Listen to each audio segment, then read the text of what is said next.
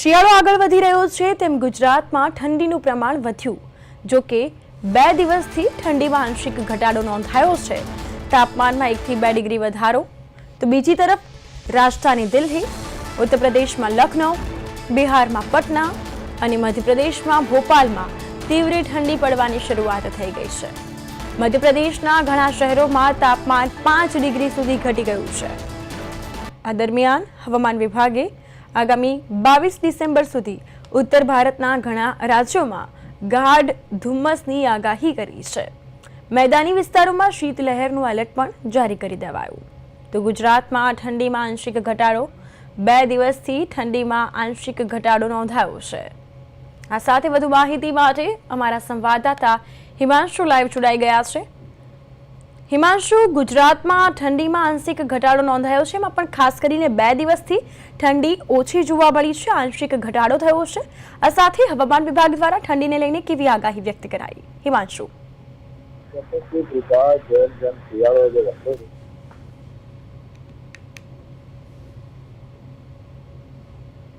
જેમ શિયાળો જે વધતો જઈ રહ્યો છે તેમ ઠંડીનું પ્રમાણ છે તેમાં વધારો વધી રહ્યો છે, જેના કારણે જે છેલ્લા 2 દિવસમાં જે છે તે ઠંડી છે એમાં આંશિક ઘટાડો જોવા મળ્યો હતો.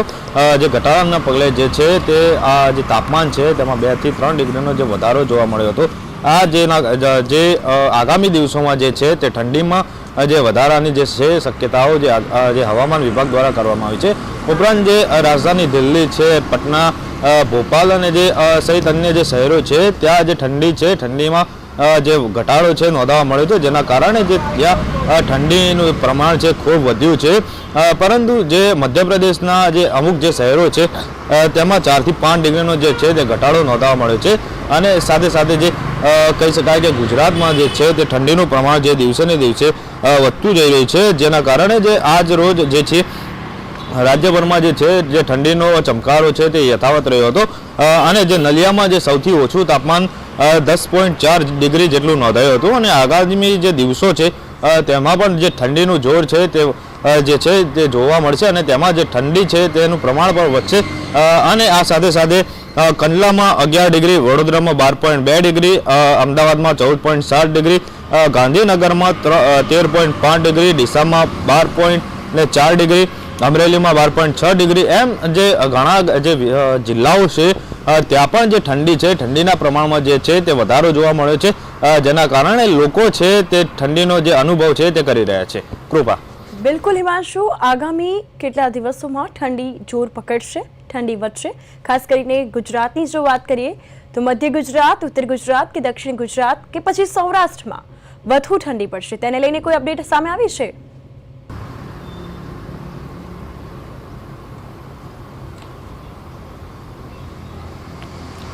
જી ચોક્કસથી કૃપા. હવામાન વિભાગ દ્વારા જે આગાહી કરવામાં આવી છે જેમાં આગામી 7 દિવસ સુધી કોઈ વાતાવરણમાં ફેરફાર નહીં થાય તેવી આગાહી કરવામાં આવી છે. પરંતુ આગામી 4 દિવસ દરમિયાન જે લઘુત્તમ તાપમાન છે તેમાં 2 થી 3 ડિગ્રીનો જેટલો જે છે તે ઘટાડો થઈ શકે છે. અને જે રાજ્યમાં હાલમાં જે બેવડું ઋતુનો જે લોકોનો અનુભવ થઈ રહ્યો છે તેના કારણે જે હાલમાં ઉત્તર પૂર્વના જે પવનો છે તે ફૂંકાઈ રહ્યા છે.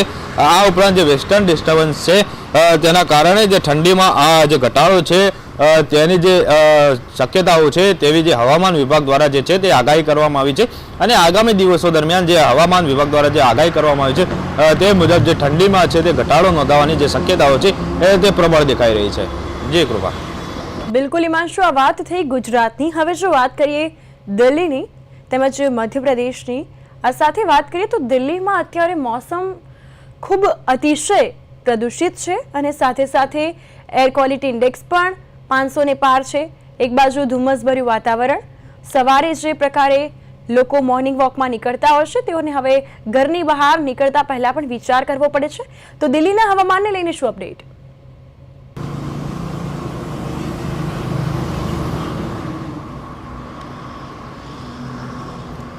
કૃપા, ચોક્કસથી જે એક્યુઆઈ જે છે દિલ્હીનું તે દિવસે ને દિવસે વધતું જઈ રહ્યું છે, જેના કારણે જે દિલ્હીની જે હવા છે દિવસે ને દિવસે પ્રદૂષિત થઈ રહી છે.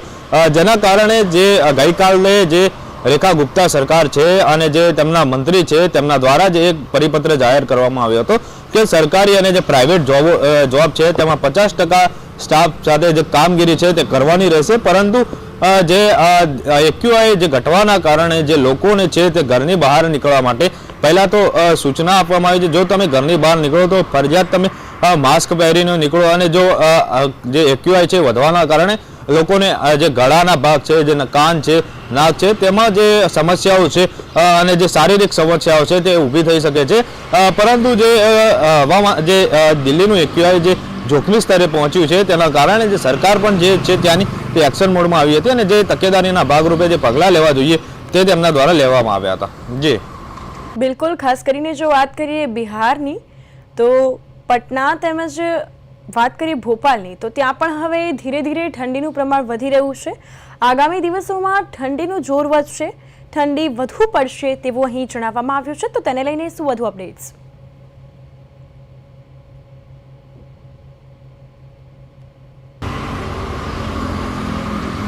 કૃપા, ચોક્કસથી જે ઉત્તર જે ભારત છે તેમાં જે ઠંડીનું પ્રમાણ છે તે દિવસે ને દિવસે ઘટતું જઈ રહ્યું છે, એટલે ક્યાંક ને ક્યાંક જે દિલ્હી, બિહાર, પટના, મધ્યપ્રદેશ સહિતના જે રાજ્યો અને જે છે તેમાં જે 4 થી 5 ડિગ્રી જે તાપમાન છે તેમાં ઘટાડો નોંધવા મળ્યો હતો, જેના કારણે જે ઠંડીનું જે પ્રમાણ છે તે દિવસે ને દિવસે વધી રહ્યું છે, જેના કારણે જે લોકો છે તેમના જે વહેલી સવારે જે ગાઢ ધુમ્મસ છે તેનો સામનો કરવો પડતો હોય છે, અને જે તાપમાન છે તાપમાનમાં ઘટાડાના કારણે જે લોકો છે તેમાં ઠંડીનું જે અનુભવ છે તેમને થઈ રહ્યો છે.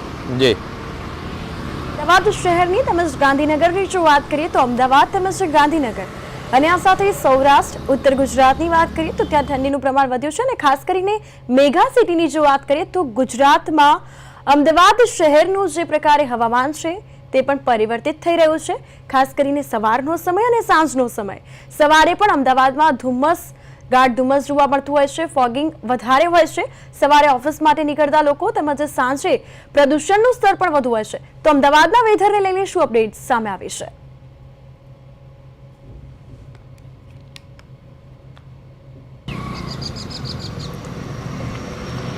કૃપા, ચોક્કસથી કે જે દિલ્હીમાં જે પ્રદૂષણનું પ્રમાણ જેમ વધી રહ્યું છે તેમ અમદાવાદનું પ્રદૂષણ જે વાતાવરણ છે તે પ્રદૂષિત થઈ રહ્યું છે, અને જે થોડા દિવસો પહેલાં જે એક્યુઆઈ છે તે 200 પાર જોવા મળ્યો હતું, તેના કારણે જે વહેલી સવારે જે મોર્નિંગ વોક પર નીકળતા લોકો હતા તેમને જે છે સૂચનાઓ પણ જે આપવામાં આવેલી હતી કે તેઓ મોર્નિંગ વોક પર નીકળે તો તેમને માસ્ક ફરજિયાત પહેરવું જોઈએ.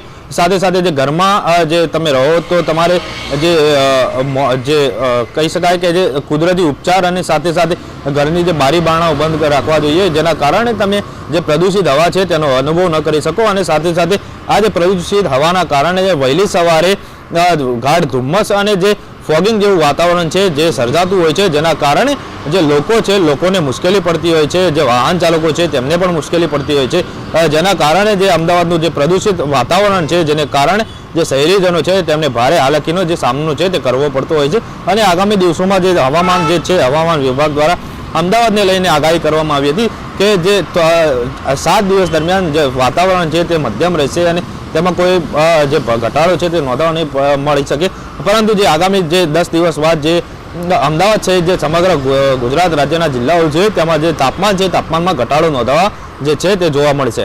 જી કૃપા. બિલકુલ ઈમાનશુ, તમામ અપડેટ્સ બદલ આપનો આભાર. તો પટના અને ભોપાલમાં તીવ્ર ઠંડી પડવાની શક્યતાઓ છે. આ તરફ વાત કરીએ પટનાની તેમજ ભોપાલની, તો ત્યાં હજુ ઠંડી આગામી દિવસોમાં વધુ પડશે.